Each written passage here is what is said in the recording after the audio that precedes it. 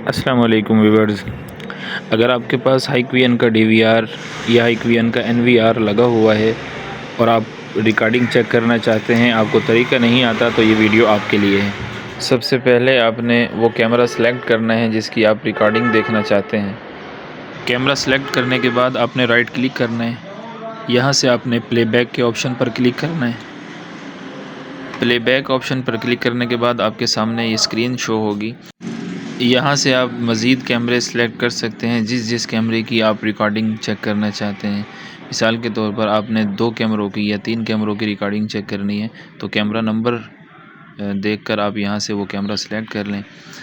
Camera select करने के बाद यहाँ कैलेंडर के ज़रिए आप डेट चेंज कर सकते हैं। जिस डेट की आपने रिकॉर्डिंग चेक करनी है उस पर डबल क्लिक करें, आपके सामने उस डेट की रिकॉर्डिंग शो हो जाएगी। किसी भी कैमरे को स्क्रीन बड़ी करनी है, उस कैमरे पर जाकर डबल क्लिक कर लें। आपके सामने ये ब्लू लाइन शो होगी, ये आपके DVR या NVR की रिकॉर्डिंग है। माउस के ज़रिए आप जिस टाइम की भी आपने रिकॉर्डिंग चेक करनी है उस टाइम पर जाकर क्लिक करें, उसी टाइम की आपके सामने रिकॉर्डिंग शो हो जाएगी।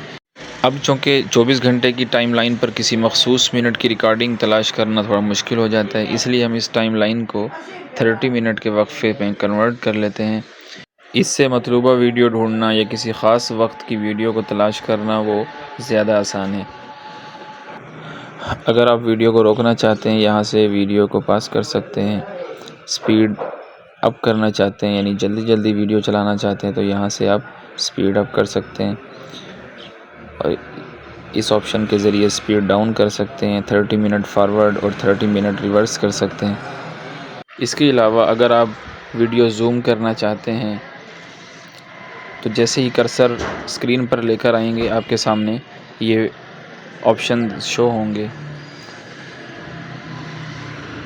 ऑप्शंस में डिजिटल जूम, ये डिजिटल प्लस का निशान है, डिजिटल जूम, यहाँ से आप वीडियो को जूम कर सकते हैं।